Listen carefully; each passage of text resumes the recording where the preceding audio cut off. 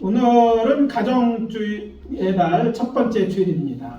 여기저기서 가정이 무너지고 있는 소리가 들리는 이때 우리의 하늘 아버지 되시는 여호와 하나님께서 우리를 향하여 하시고자 하는 말씀이 무엇일까 고민하는 가운데 신명기 6장 6절에서 9절을 본문으로 여호와의 특명이라는 제목으로 말씀을 전하고 은혜를 나누도록 하겠습니다. 오늘의 첫 번째 메시지입니다. 하나님의 말씀을 부지런히 가르치십시오. 따라해 봅시다. 하나님의 말씀을 부지런히 가르치라. 우리가 오늘 아침 특별히 이 말씀에 대해 집중해야 하는 것은 이것이 모세가 이스라엘 자손에게 율법을 준 목적에 대해 말한 직후 이스라엘 자손에게 전한 여호와의 명령이기 때문입니다. 오늘의 첫 번째 본문인 신명기 6장 7절 서두에 나오는 말씀입니다. 내 자녀에게 부지런히 가르치며. 부모가 자신의 자녀에게 하나님의 말씀을 가르치자는, 아니 정확히 말씀드리는 부지런히 가르치자는 것입니다. 이 내용을 다루기 전에 우리가 먼저 살펴보아야 할 것은 이 말씀이 쇠마의 일부라는 것입니다. 쇠마가 무엇입니까? 신앙생활하면 여러분 들어보신 적이 있을 거예요. 이것은 유대인들이 태어나면서 처음 듣는 하나님의 말씀이면서 평생 읊조리고 그리고 마지막까지 암송하는 말씀으로, 그 내용은 기본적으로 오늘 본문이 있는 신명기 6장 4절에서부터 9절까지입니다. 모세가 출애굽한 이스라엘 자손에게 전한 저들이 하나님께서 약속하신 땅 곧 가나안에 들어가 지켜 행하여야 하는 하나님의 명령입니다. 이해를 돕기 위해 간략하게 설명드린다면 쇠마, 곧 듣다는 의미의 샤마에서 온 말로 들으라는 그런 뜻입니다. 그런데 여기에서 주목해야 하는 것은 들어야 하는 대상이 누구인가입니다.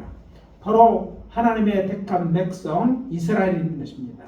그리고 지켜 행해야 될 세 가지를 이야기하고 있는데, 첫 번째는 내 하나님 여호와를 사랑하라는 것이고, 두 번째는 내가 내게 명하는 이 말씀을 마음에 새기라는 것이고, 세 번째는 이 말씀을 내 자녀에게 부지런히 가르치라는 것입니다. 여호와 하나님께서 너희가 너희 자식에게 하나님의 명령과 규례와 법도를 가르치라 명하심은 그것이 저들이 하나님 여호와를 경외하며 또 그 말씀을 지키게 하기 위함이고, 또 더 나아가서 저희로 기업으로 얻게 되는 땅에서 오랫동안 살며 기쁨을 누리게 하기 위한 것입니다. 그래서 이 율법과 이런 걸 주신 것은 우리를 얽매이기 위한 것이 아닙니다. 우리를 구속하기 위한 것이 아니라는 거예요. 우리로 하여금 그렇게 해서 하나님을 하나님으로 경외하고 두려워하고 그 말씀을 지키고, 그래서 약속한 땅에 들어가서 멸망당하지 않고 어떻게 오랫동안 기쁨을 누리며 살게 하기 위해서 주신 말씀이기 때문에 복된 삶이고, 저들이 대대손세로 암송하고 또 이렇게 기억하는 그런 말씀이기도 하는 것입니다. 곧 너와 내 아들과 내 손자들이 평생에 내 하나님 여호와를 경외하며 내가 너에게 명한 그 모든 규례와 명령을 지키게 하기 위한 것이며 또 내 나를 장구하게 하기 위한 것이라. 신명기서 6장 2절입니다. 이 말에 오해 없으시기 바랍니다. 여기서 장구하게 말한 오래 살기 위한 것이다, 이런 말로 혹시 생각할 수 있지만 이것은 본래 의미하고는 다르죠. 본래 의미는 하나님 약속의 땅에서 사는 날이 있는 것, 평안하게 오래 살도록 쫓겨나지 않고 그곳에서 하나님 축복과 오래 사는 것들, 그것을 위해서 명한 것이라는 것이죠. 이런 말씀을 통해 우리가 다시 한번 확인해 알 수 있는 사실들이 있습니다. 그것이 무엇입니까? 이런 하나님의 말씀을 부지런히 자녀에게 가르쳐야 한다는 것이죠. 내 자녀에게 부지런히 가르치라. 아울러 여기서 우리가 한 가지 분명히 확인하고 넘어가야 할 사실이 있습니다. 자녀에 대한 여호와 신앙 교육의 의무는 부모에게 주어졌다는 것입니다. 학교나 신앙 공동체 곧 교회나 국가에 주어진 것이 아닙니다. 물론 학교나 신앙 공동체 곧 교회나 사회 또는 국가가 이 일에 대해 관심을 가져야 하지만 오늘 말씀에 잘 드러나 있듯이 자녀 교육의 의무는 근본적으로 누구에게? 부모에게 주어졌다는 거예요. 그러니까 부모는 이 의무를 다해야 되고 이 의미를 게을리하면 하나님의 그 책망을 피할 수 없다는 것이죠. 여기서 다시 본론으로 돌아가서 전통적으로 교회는 이 가르침을 어떻게 받아들였는지 확인할 필요가 있습니다. 결론부터 말한다면 초대교회는 이 계명을 예수 그리스도에 의해 완전하게 된 율법으로 이해하고 또 가르쳤습니다. 무슨 말이냐 하면 이 말씀을 유대인에게만 국한된 것으로 받아들이지 않았다는 것입니다. 대신 교회를 향한 여호와의 명령으로 받아들였습니다. 예수님께서 말씀하셨습니다. 내가 율법이나 선지자를 폐하러 온 줄 생각하지 말라. 폐하러 온 것이 아니요 완전하게 하려 함이라. 마태복음 5장 17절. 완전하게 오셨는데 이 말씀은 뭐냐면 이 명령이 하나님의 완전하신 말씀 가운데 있다는 거예요. 그래서 이 말씀은 유대인들이 당연히 지켜야 되고 예수 믿는 모든 성도들도 지켜야 되는 것이라는 말씀인 것이죠. 이렇게 신명기 6장 7절은 초대교회에서도 지켜졌고 또 오늘날까지도 지켜져야 하는 하나님의 명령입니다. 그리고 그렇게 해야 하는 분명한 이유가 있습니다. 자녀로 하여금 하나님을 경외하게 하며 하나님의 말씀을 지키게 하여 그래서 결국 하나님께서 기업으로 주신 땅에서 오랫동안 평안하게 살게 해주기 위한 하나님의 약속이기 때문입니다. 그래서 저희들은 이 약속을 누리기 위해서 어떻게 해야 돼요? 그 명령하신 대로 하나님의 명령대로 자녀들에게 부지런히 가르쳐야 하는 것이죠. 초대교회는 이 명령에 대해 어떻게 순종했고 또 이로써 어떤 유익을 얻었는지 신약성서의 기록을 통해 확인해 보겠습니다. 신약성에서 가정에서의 부모의 자녀 신앙교육에 대한 통찰력을 주는 사람은 여러 사람이 있겠지만 저는 크게 두 사람을 뽑습니다. 한 사람은 우리가 잘 아는 사도 바울이고 또 한 사람은 그의 믿음의 아들로 알려진 디모데 목사입니다. 이들 둘 다 목사이고 하나님의 동역자들인데 이것을 그들의 삶을 통해서 볼 수 있다는 것이죠. 사도 바울은 누구입니까? 아시는 것처럼 소아시아 다소의 유대인의 가정에 태어난 베냐민 지파 사람으로 어려서부터 부모님에게 하나님의 말씀으로 양육받았고 또 어린 나이에 예루살렘으로 유학과 당시의 최고 랍비였던 가말리엘, 성경에 이제 등장하는 가말리엘, 엄밀한 말하면 유대 문헌적으로 보면 유대 가말리엘 2세인데 2세 그 최고의 랍비에 공부한 석학이고 또 삶의 그 방향성은 바리새인이었어요. 그러니까 바리새인에 대한 부정적인 이미지가 있지만 사실 바리새인이 나쁜 거 아니에요. 하나님 말씀대로 사는 사람들 아니에요. 그런 의미에서 바리새인 중에 바리새인이라고 할 수 있습니다. 말씀대로 사는 사람들, 이런 사람. 그리고 어려서부터 철저하게 하나님의 말씀, 하나님의 약속된 백성으로 하나님의 말씀을 안에서 훈련받은 사람이라는 것을 기억해야 될 줄 압니다. 그가 회심하기 전은 그는 예루살렘 성전에 모인 궁전들이 쓸고 돌로 쳐 죽을 때 그 현장의 증인들의 옷을 지켰던 그 사람이었어요. 왜 이렇게까지 해야 될까? 그는요 하나님의 말씀을 지키는데 열심히 있었던 거예요. 그게 하나님을 기뻐하는 일인 줄 알아서 그 일을 했어요. 누군가 증인이 된다는 거, 증인의 옷을 된다는 게 기쁜 일이 아니에요. 그 죽음에 대해 책임을 지는 엄청난 일이었는데 그는 그것이 당연하다고 생각하고 맞는다고 생각해요. 그런데 그가 어떻게 무너집니까? 그가 더 열심을 내서 교회를 진멸하고자 앞장서서 다메섹 회교로 회당했는 주의 사자를 예루살렘에 잡아오려고 대제사장에서 공문을 받아 나설 만큼 교회를 핍박하는데 앞장을 서게 됩니다. 그렇게 그는 다메섹에 가게 됐는데 다메섹에 가는 도상에서 자신을 박해하던 그 예수님을 만납니다. 예수가 정말 하나님인 것을 깨달아 알게 되죠. 그리고 회심하여서 주의 제자가 되고 이제는 변화하여 이방인의 사도가 된 사람입니다. 그렇다면 이에 비해 디모데는 누구입니까? 그는 아버지는 헬라인이고 어머니는 예수님을 믿는 유대인으로 어려서부터 그에게 하나님의 말씀을 가르쳤고 청년 때는 루스드라와 아고니온에 있는 형제들 곧 교회에 칭찬받는 자였어요. 물론 보면요 모태신앙이네요. 단지 어머니 쪽으로 모태신앙인데 근데 어머니가 철저하게 말씀을 가르쳤잖아요. 그런 그가 마침내 그곳에서 사도 바울이 2차 전도주에 루스드라에서 그를 만나 그의 신앙됨을 보고 그를 데리고 다니면서 그의 믿음의 아들로 목사로 키워서 사역을 하도록 하게 되는 것을 알 수 있습니다. 그래서 그는 에베소 교회를 맡아 사역하게 되었을 때 로마에 갇혀있던 사도 바울이 그에게 써보낸 편지에서 그는 이렇게 말합니다. 이는 내 속에 거짓이 없는 믿음이 있음을 생각함이라. 이 믿음은 먼저 너의 외조부 로이스와 내 어머니 유니게 속에 있더니 내 속에도 있는 줄 확신하노라. 디모데 후서 1장 5절입니다. 이미 너의 조모였던 외조모였던 로이스도부터 있었다. 그리고 너의 어머니에게 있었고 이제 너에게 있다는 거죠. 그러니까 이 믿음의 유산을 받은 사람이에요.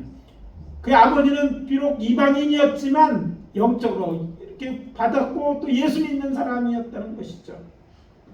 이어 바울은 말합니다. 또 어려서부터 성경을 알았나니 성경은 능히 너로 하여금 그리스도 예수 안에 있는 믿음으로 말미암아 구원에 이르는 지혜가 있게 하느니라.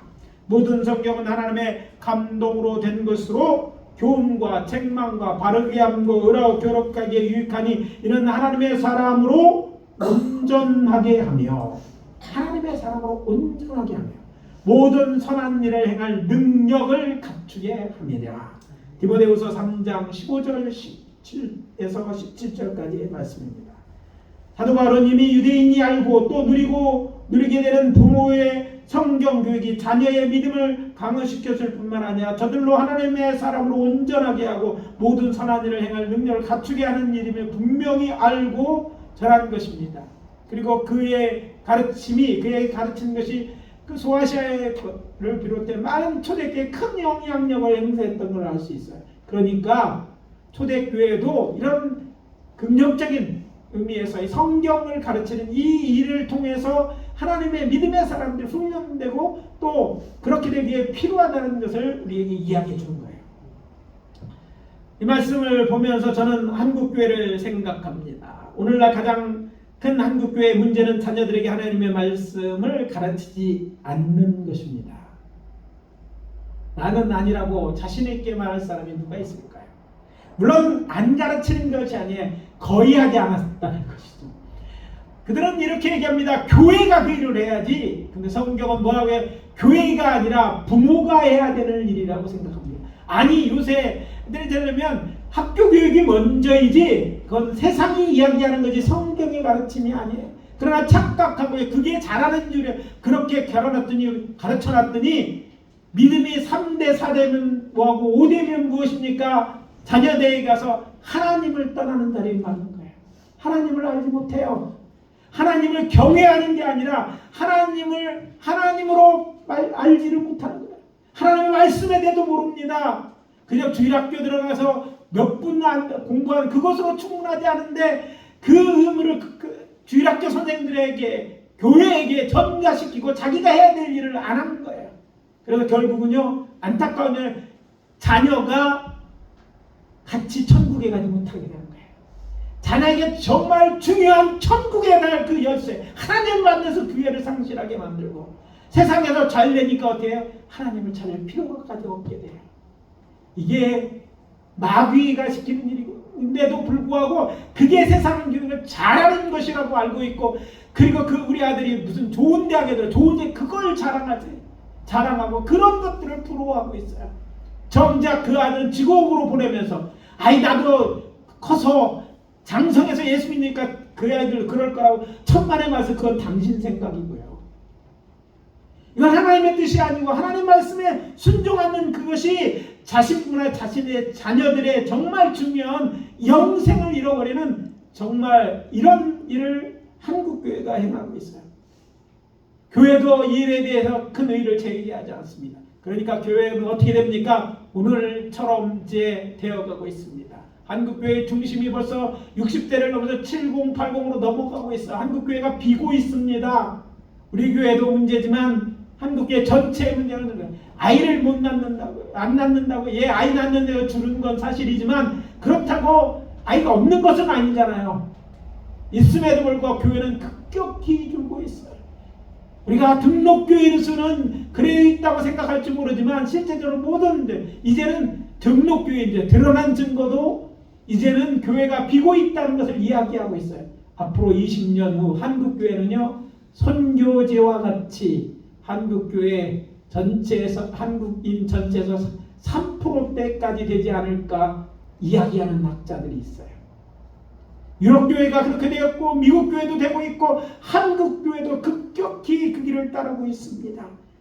무엇 때문입니까? 다른 여러 가지 이유를 찾을 수 있겠지만 근본적으로 부모들이 자녀들에게 하나님의 말씀을 가르치지 않고 이것이 중요하다는 것을 생각하지 않은 거예요. 신앙교육을 미루는 거예요. 세상과 다 이루면 될 거예요. 결국은요 자녀를 위한다고 생각하는 그 길이 자녀를 망하게 하는 게 아니니 죽이는 일을 하고 있는 거예요. 이것이 한국교회의 도전이 되고 오늘날 여기서 우리가 깨달아야 됩니다. 지금이라도 우리라도 다시 하나님의 말씀에 바로 서야 되는 거예요. 여러분 학교에서 학원에서 뭐 여러분이 좋아하실지 모르지만 거기서 하나님 말씀을 가르치잖아요. 하나님을 얘기하는 아니 심지어는 우리나라의 교육 목표가 홍익인간 국영수 가르쳐서 인간 됩니까? 아닌데도 그것을 지키는 것이 당연한 것처럼 교육에서 그걸 다 빼어버렸어요. 이게 우리의 선배들이 한 일이고 하늘 우리가 무관심하게 바라보고 있는 오늘의 일이고 그것이 그 암담한 현실 우리 자녀들에게 주어진 미래인 거예요. 하나님이 없는 세상, 하나님을 잃어버린 삶, 안고 없는 찐빵 정도가 찐빵 그래도 그것도 맛있더라고요. 먹어보면. 근데 이거는요 인생 정말 못할 일이고 해서는 안 될 일이었는데 한국교회는 이 의무에 대해 정직하게 자신에게 대해 답하지도 않고 행동하지도 않는다는 거예요.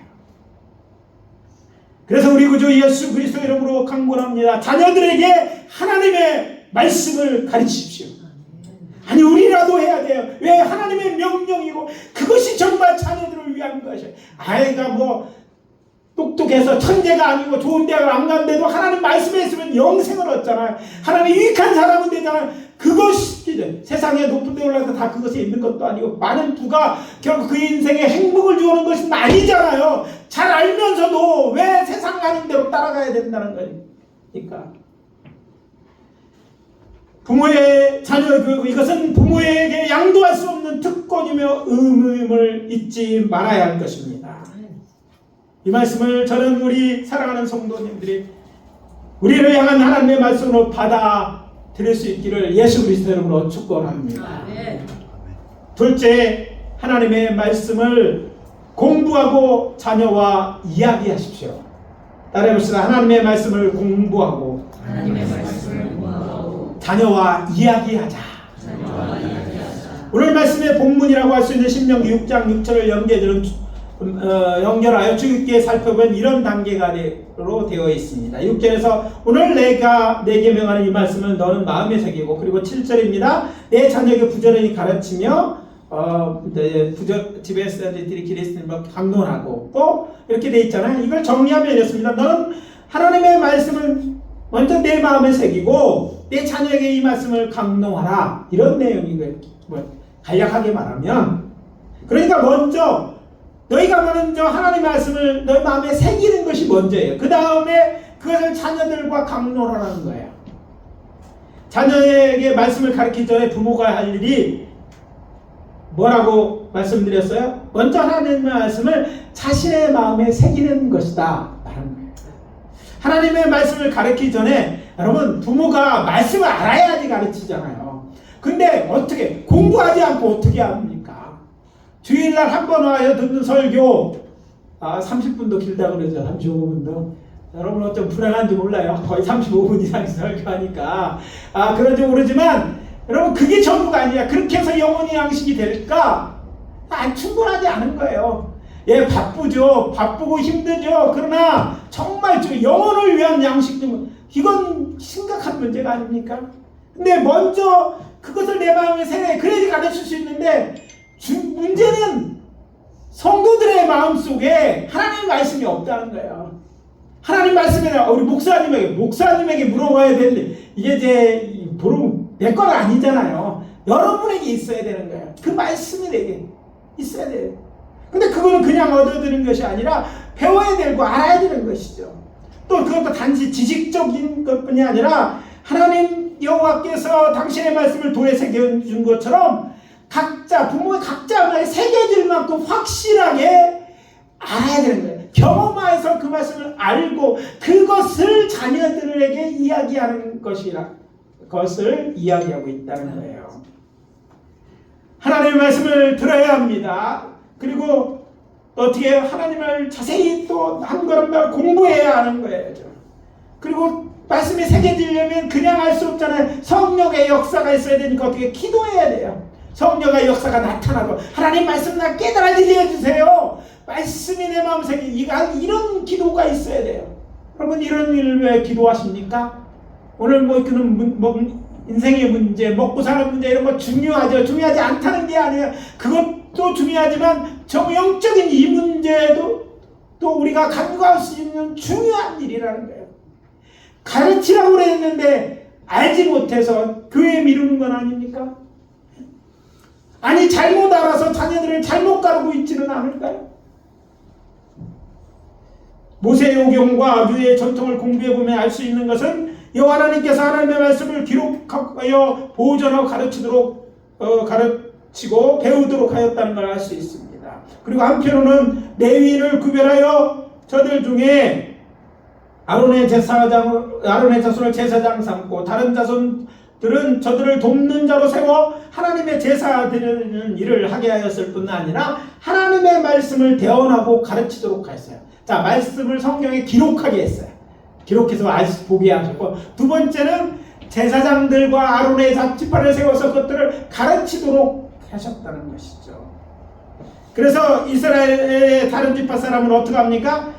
남자들은 이제 전통적으로 남자들은 유대인들에게 레위인들에게 배우는 거죠. 그래서 성전이나 회당을 통해서 공부하게 하시고, 여자들은 어떻게 하냐면 그 배운 남편으로부터 여자나 아이들은 그 말씀을 배우는 시스템을 갖도록 만드셨어요. 훗날 이스라엘 역사를 보면 성전이 무너진 후에 사실은 이런 실패를 통해 유대인들이 깨닫게 됐어요. 야! 우리가 왜 망했느냐? 보니까 말씀이 없어서 망했구나. 이렇게 깨달아요. 그래서 이 말씀에 대해서 강조하기 시작했는데 바벨론의 포로로 잡혀간 유다인을 중심이 되어서 저들은 이제 회당이라는 걸 만들고 거기서 레위군이 아니라 하나님의 말씀을 연구하고 가르치는 서기관과 선생 랍비들을 가르치고 훈련시키는 학교를 만들고, 그래서 이미 알고 있던 제사장들이 힘껏 일을 하셔서 더 많은 사람이 말씀을 알도록 그렇게 체계를 만든 거죠. 그리고 포로로에서 돌아온 이후 예루살렘 성독되었음에도 회당을 없애지 않고 그 안에서 정말 초등교육 과정이라는 과정에 대한 부분을 그 안에서 그들이 가르치는 과목은요, 성경책, 모세오경이 그들의 교과서였거든요. 그렇게 가르친 후에 그보다 높은 단계, 다음 중등 과정서부터는 랍비들이 직접적으로 가르치고 훈련시키고, 그리고 더 그 중에 또 뛰어난 사람들은 아는 것처럼 예루살렘 성전에는 그 랍비 중에 랍비라고 하는 그들 밑에서 배우도록 이런 구조를 갖춰서 공부하도록 만든 거예요. 부모는 자녀들을 가르치기에 앞서 하나님 말씀을 공부하여 마음에 새기는 노력을 해야 합니다. 잘 아시는 것처럼 한국교회는 19세기 말서부터 20세기 초까지 전 세계 어느 나라도 경험할 수 없는 큰 부흥을 경험하였습니다. 거기에는 성령의 강력한 역사가 있었고, 또 주일 성수를 위한 영적인 전투가 있었고, 새벽기도 예배도 있었어요. 하지만 저는 무엇보다 더 한국에 온 미국이나 캐나다 계통의 선교사들이, 초기 교회 지도들이 또 하나님의 말씀을 배우고 가르치는 열정과 헌신이 있었기에 가능했다고 생각합니다. 저는 또한 한국에서의 구한말, 그리고 일제감정기, 또한 6.25 전쟁이라도 이라는 국가적 큰 고난의 시기에 교회가 큰 부흥을 이룬 데에는 배우는 데 열심히 있었던 한국인만이 가진 특별한 DNA도 큰 크게 역사한 것이 아니라고 저는 봅니다.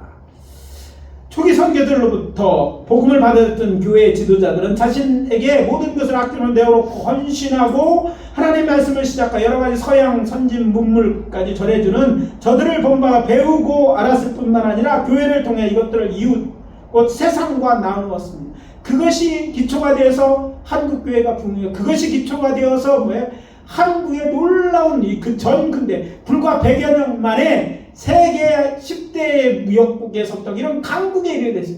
자원이 많은 나라가 아니에요. 이런 축복 그냥 얻어들인 것이 아니라 이런 것들이 있었어요.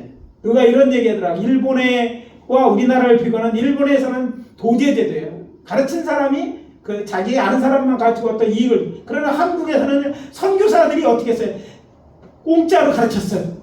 똑똑한 사람 유학도 보내서, 그리고 그렇게 배운 사람들이 자기를 위해 살지 않고 다시 돌아와서 그와 같이 살았던 거예요. 그래서 오늘날 우리 의료계 많은 이들을 그렇게 세웠던 사람들이고, 그런 사람들은 교회가 병원이었기 때문에 한국의 의료제도 이렇게 발전한 것이라는 얘기를 들었어요.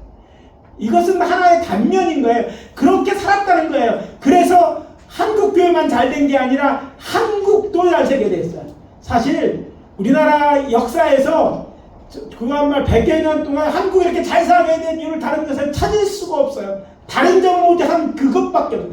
복음이 들어온 거예요. 그렇게 복음의 선진들이, 믿음의 선교사들이, 우리의 믿음의 선질들이 이런 삶을 살았기 때문에 결국 그 열매를 우리가 거두는 거예요. 안타깝게도 그것이 다른 데 있다고 우연히 된 것처럼 아무나 다 할 것처럼 오늘 떠든 사람이 너무 많아요. 그러나 전 세계에 그런 나라들, 이런 기회면 너무너무 많은데 그들은 왜 안 돼? 우리는 왜 될까요? 왜 됐을까요? 차이가 바로 이것이에요. 자, 이런 말 자세히 알지는 못하겠지만 중요한 것은 과거에 이런 일이 있었다면 오늘 우리도 다시 교회가 부흥하려면 어떻게? 하나님의 말씀을 공부하는 데서 시작해요. 성령 충만하고 우리가 받은 것들을 주의 말씀대로 살으니까 그것을 나누는 것들까지 이어질 때, 이웃에게 넘어질 때 다시 한번 부흥의 역사가 일어날 수 있다는 거예요. 먼저 뭐 해야 돼요? 먼저 알아야 돼요. 말씀을 깨달아야 돼요. 배워야 돼요. 이런 것이죠. 그래서 다시 말씀드려, 자녀들에게 하나님의 말씀을 가르쳐야 됩니다. 근데 성경은, 우리 성경은 강론하라고 돼 있어요. 이게 제 문제 번역할 때 좀 신중을 기해서 해야 될 그런 내용이에요. 의도는 좀 더 공부하라는 의도 쓰였지만 강론이라는 국어사전적 의미가 문제예요. 무슨 뜻입니까? 어떤 문제에 대해 학술적으로 설명하고 말하는 것이다. 이렇게 설명하니까 강론, 우리가 들어서 어떻게 이해했는지 모르지만 문자적 의미는요, 성경 원문과 너무 다르다는 데 문제가 있어요. 히브리 언어로 보면 그 내용이 완전히 다른데 이것입니다. 이때 하나님이 사용한 그 성경 기록된 히브리 단어가 다바르라는 말씀, 말하다, 이야기하라는 거예요. 그러니까 하나님의 말씀 자녀들과 얘기하라는 뜻이지 학자가 가르치지 이렇게 학술적으로 이런 얘기가 아니었다는 거예요. 성경이 원래 그렇게 돼 있어요. 근데 번역자들이 이상하게 번역을 해놓은 거예요. 이건 이제 오역, 제가 생각할 때는 오역에 가까운 번역이라고 하는데 물론 전혀 관심 없는 사람은 그런 이전에 상관없겠지만 자녀들과 얘기하라는 거예요. 말하는 거예요. 자, 무슨 얘기입니까? 우리가 기억해야죠. 우리는 6월절 하가다를 통해서 이렇게 한 그런 방법이에요. 어떤 식으로 이야기하느냐? 질문하고 답하는 식으로 이야기하라는 거예요. 그때 따바르라는 거예요. 그럼 유대인들은 어떻게 그렇게 말씀을 가르치고 배웠어요. 그래서 부모가 질문합니다. 왜 6월절을, 왜 식사를 3번 해? 우리는 이렇게 먹습니까? 하면 성경 말씀을 그런 식으로 자녀들과 이야기하라는 거죠. 그래서 성경 하나님의 말씀을 가르치라는 명령이 있는 것입니다. 여기에 더 성장한 자녀들이 있다면 여기에 더해서 훗날 유대인들의 성경학습에 사용한 하브루타라는 방법을 사용하면 좋을 것 같아요. 뭐 처음 듣는 분도 있지만 관심 있는, 교육에 관심 있는 사람 많이 듣는데, 하브루타 학습법은요, 학습자와 개별 학습의 한계를 극복하기 위해 사용하는 방법으로 학습자 상호가 역동적으로 상호관계를 통해서 학습 효과를 높이는 거예요. 이론적으로 하면 이런 거예요. 서로 둘이 막 논쟁을, 서로 큰 소리로 막 논쟁을 해요. 한쪽 편에 서는 거야. 그래서 그 편에 맞춰서 막 논리를 막 펴는 거예요. 그러니까 내가 틀리더라도 자기는 그 편의 얘기를 해야 되는 거야. 저쪽 편을 그렇게 이야기하다 보면 그 문제들이 답을 스스로 찾는 거야. 이렇게 살아야 돼. 우리가 이제 학습법 중에 왜 많이 봐도 잘 기억이 안 남는가? 그냥 습관적으로 하면 우리 뇌의 구조가 이건 중요하지 않다, 기억하지 않기 때문에 그렇다는 얘기를 얼마 유튜브를 통해서 본 적이 있어요. 그럼 어떻게 하면 이것이 문제가 되고 이거 꼭 다시 올 것 같으면 관심을 갖고 기억장치에 저장해 놓는다는 거예요. 하비르타는 그런 교육적 방법을 사용하는 거예요.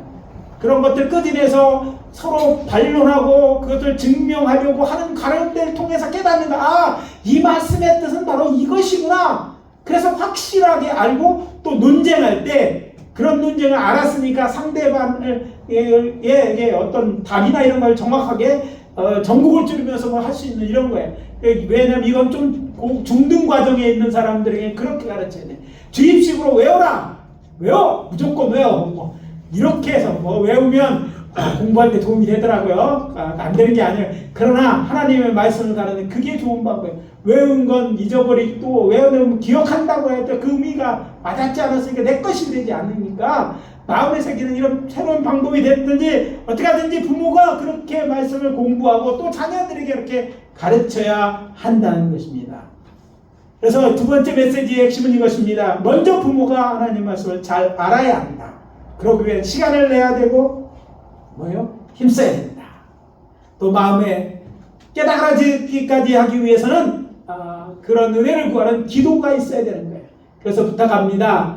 여러분 말씀을 통해서 공부하는 자리에 나오시고 공부하라고 좀 제발 물어보십시오. 뭔지 다음 같은지 아무도 안 물어. 제가 무서워서 그런지 모르겠어요.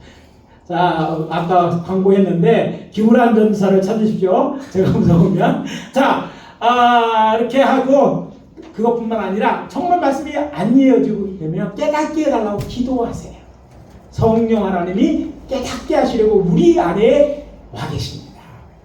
그리고 마지막 메시지는 부모가 하나님의 말씀에 순종하며 살아가는 모습을 보여주십시오.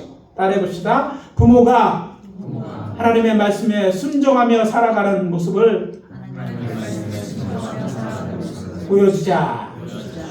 여러분 빨간 건널목을 아이 손잡고 건너가는 어머니를 상상해 보십시오. 이 아이 어머니가 이렇게 자녀에게 말합니다. 건널목 건널 때는 파란불에 건너야 해. 이렇게 말했다고 합시다. 여러분 그 아이는 이 상황에서 어떻게 그 말을 이해할까요? 자, 이거 생각하면 굉장히 여러 가지 생각을 할 수 있는데 아무튼 그거에 대한 각자의 생각이 있겠지만 중요한 건 이거예요. 정확하게 그 의미대로 살지 않았어. 정확한 메시지를 주지 못했답니다. 말은 그렇게 했지만 자녀에게 다른 걸 가르쳤다면 오히려 안 배우냐 못한 것이 되어졌을 거예요. 이런 실수를 우리가 범하지 말아야 된다는 거예요. 왜 이 이야기를 꺼낼까요? 성경 교육에 있어서 더욱 이런 우매한 일을 행하는 부모가 너무 많기 때문입니다. 부모는 자녀의 거울입니다. 특히 삶에 매우 중요한 영향을 미치는 존재라는 뜻이죠. 그렇기 때문에 우리의 신앙인들이 교회가 주의해야 하고 또 조심스럽게 말하고 성실하게 행동해야만 하는 것은 자녀들이 우리 모습을 보고 자라고 성장해서 하고 있기 때문입니다. 그래서 저들의 삶에 우리가 잘못된 메시지를 주어서 안 된다는 거예요. 하나님의 말씀을 잘 가르치는 것도 중요하지만 더욱 신경 써야 하는 것은 우리의 삶이에요. 어쩌면 말로 설명이 잘 안 될 수 있어요. 근데 삶을 사는 것을 보고 배우는 거예요. 많은 것들은요 보고 배워. 누구요? 제일 가깝게 있는 부모를 배워. 그리고 그게 신앙이라면 신앙은 부모의 신앙을 따라간다는 말이죠. 근데 오늘날 우리 한국교회 문제는 부모의 신앙이 뭔가 잘못됐다는 거예요. 그래서 성도로서 거룩한 삶을 살아내지 못할 때 자녀들은 오시범을 보고 자라는 것과 같아서 자녀의 삶에서도 그 신앙의 말씀대로 사는 삶을 실패할 가능성이 높다는 거예요. 오늘날 하나님께는 물론이고 세상 사람이 보기에도 덕이 되지 않는 한국교회 민낯을 보면서 제가 걱정하는 것은 우리의 다음 세대들이 저들이 이 세상을 어떠한 모습으로 살아갈 것인가 생각하면 걱정이 태산입니다. 제대로 못 살 것 같아요. 우리 기성 신앙자들의 삶을 볼 때 그렇다는 거죠. 물론 여러 가지가 있겠지만 적어도 모태신앙을 가진 신자들이 많아지면서 이런 걱정이 더 커지는 것이 사실입니다. 모태신앙이 얼마나 복된 일입니다. 그렇지만 거기에 보이지 않는 함정이 있습니다. 부모가 하나님의 말씀을 과 다르게 가르치거나 잘못된 신앙 습관, 즉 예배나 헌금, 교회생활, 가정에서의 비신자 구별이 없는 말이나 행동, 양식 있는 세상들과 비교해도 상식의 삶을 보여준다면 이것은 복이 아니라 화를 쌓는 일이기 때문입니다. 이래서 우리가 조심해야 되는 거예요. 우리의 말을. 제가 언젠가 차 다니면서 무슨 일이 있을 때 성경이가 이제 제가 이제 그 일 있을 때 따라게 했더니 목사님이 그러셔야죠.